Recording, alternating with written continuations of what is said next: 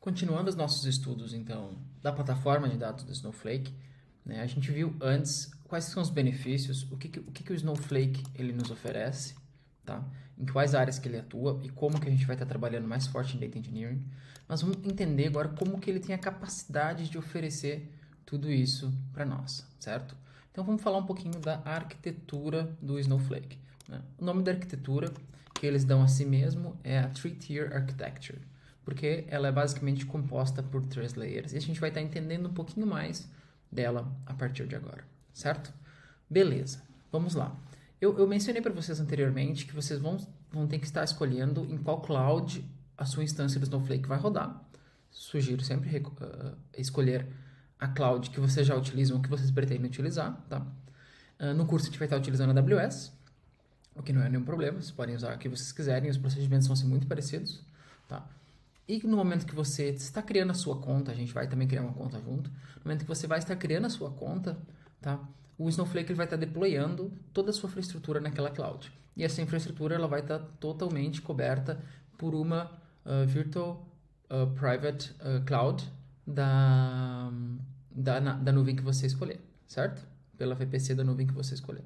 Tudo gerenciado pelo Snowflake. Lembrando que o Snowflake é Software as a Service, certo? Então, dentro desses deployments, uma das layers, a primeira layer é a layer de Cloud Services. A gente chama também essa layer de cérebro do Snowflake.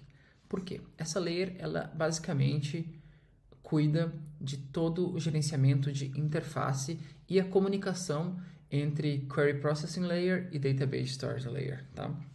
Então, o que a gente tem dentro do Cloud Services?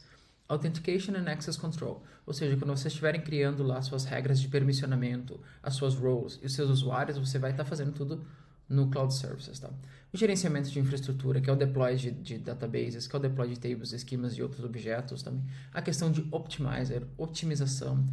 Muitas das queries que você roda, você acaba gerando um cachê dela, e o gerenciamento desse cachê de otimização é feito pelo Cloud Services, tá? Gerenciamento de metadados de tudo o que acontece no Snowflake. Eu mencionei para vocês também que o Snowflake ele salva metadados de basicamente tudo que você performa. E isso dá para você uma quantidade rica de informações, tá? Então, Optimizer e o Metadata Manager também. A parte de segurança também, ou seja, o usuário é salvo lá, as opções de segurança, todas elas como networking, tá? Porque você pode criar networkings separados de acesso, fazer restrições para que apenas IPs específicos possam entrar, e também toda a parte de provisionamento de roles, né? Assim como eu mencionei no Infrastructure Manager. Então, essa Cloud Service Layer é responsável por tudo isso e mais coisas. Aqui a gente tem apenas um apanhado básico, tá? E você paga quase nada pelo Cloud Services, a não ser que você esteja fazendo queries muito pesadas em cima de metadados, aí sim, você vai estar pagando um pouquinho mais. Mas normalmente, Cloud Services, quando você entrar na parte de billing do seu Snowflake, da sua instância do Snowflake, você vai ver que ela é sempre a parte mínima, ela corresponde normalmente a entre 1 e 3% da sua conta do Snowflake, certo? Então vamos mover para a segunda camada, que é a camada de Query Processing, ou é a camada dos clusters, ou é a engine de processamento, chame da maneira que você quiser. Então o Snowflake aqui nesse desenho que inclusive eu peguei do site da Snowflake, ele chama como Query Processing Layer. A Query Processing Layer basicamente é o deploy dos clusters, tá? Então os clusters dentro do Snowflake eles são chamados de Virtual Warehouses, e você tem vários tamanhos de clusters, desde um super pequeno até um super grande, e até tamanhos customizados de clusters. E esses clusters correspondem ao processamento, tá? E você paga pelo cluster por minuto, tá? E pelo tamanho, pela quantidade de nós que tem nele, tá? Então a gente pode começar com um cluster com 4 nós, e esse um cluster pode ter até 10 nós, e assim por diante. Isso a gente vai entrar em mais detalhes na nossa aula de Virtual Warehouses, tá? O que é muito legal nessa infraestrutura é que cada Virtual Warehouse ela é totalmente independente. Você não compartilha recursos. Aqui temos 3 Virtual Warehouses. Vamos supor que uma seria a Virtual Warehouse de Marketing, uma de ETL e a outra de BI, do time de BI, entendeu? No momento que você executa queries em uma e a outra também estiver rodando, não há o overlap de recursos, não há compartilhamento de recursos, tá?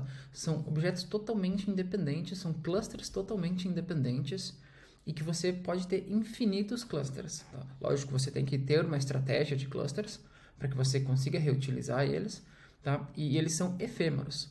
Você pode, então, estar com todos os clusters desligados no momento que não existe consumo, não existe queries, nada está rodando no Snowflake, você paga 0 de processamento. Processamento é o custo mais caro, né? Que a gente tem, inclusive, em todas as plataformas. E você paga 0. Então, você pode configurar o seu cluster para ele desligar após 5 minutos de inatividade, ou seja, você vai pagar pelos 5 minutos de inatividade, desligou, beleza. Não paga mais, tá? Então, isso é sensacional. E você pode fazer o scale up, scale down de uma maneira muito fácil. Tanto com query quanto na UI, né? E lembrando que a UI do Snowflake ela é gerenciada pelo Cloud Services, certo? Vamos descer aqui, então, para a última layer, que seria a Database Storage Layer.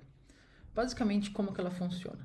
Então, no momento que você escolher o Cloud Provider, que você vai estar executando instalando a sua instância de Snowflake, o próprio Snowflake ele vai criar dentro da sua própria VPC storages para você salvar os seus arquivos lá. Tá?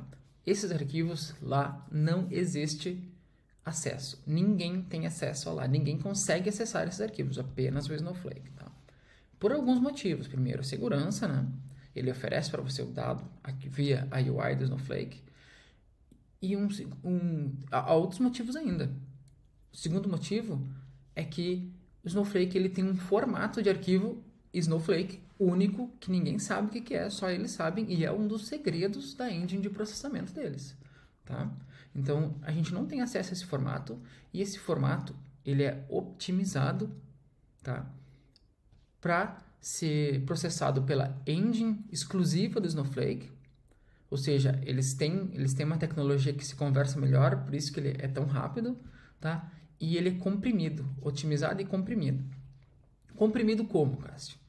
No sentido de que há muitos casos de que o Snowflake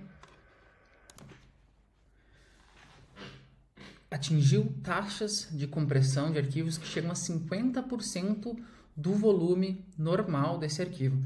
O que eu quero dizer é que arquivos, vamos supor que você tem uma tabela que em Parquet ela tem na média 1 GB. Há casos de que ao importar esses dados diretamente para o Snowflake, cópia 1 para 1 e salvar o dado do Snowflake como uma tabela e depois você checar o tamanho da tabela, esse volume de dados foi tão comprimido que ele acabou ficando com a metade do tamanho, né? Com 500 MB, vamos dizer assim. O normal é entre 10. O normal da compressão do Snowflake é adicionar uma compressão maior entre 10% e 30%, tá? Então, são cases mais comuns. 50% é um case muito específico, tá?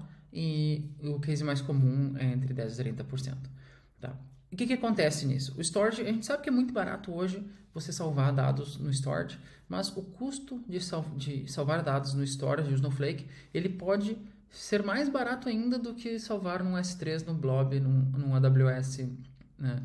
S3 no Blob Storage ou no Google Cloud Provider, tá? No Google Cloud Bucket, Cloud Storage, certo? Ele pode ainda ficar mais barato. A gente sabe que essa é uma parte de custo menor, normalmente, dentro dos projetos de dados, mas tem aí mais uma opção de otimização do seu custo, tá? Então, basicamente, isso foi um compilado do que é a nossa arquitetura de 3 tiers, né? 3 layers do Snowflake, e é por isso que ele se diferencia em certos aspectos de outros concorrentes aí na área de dados, porque eles têm uma infraestrutura, uma arquitetura única, que foi criado unicamente para o Snowflake, para oferecer certos tipos de benefícios que a gente já está tendo uma ideia.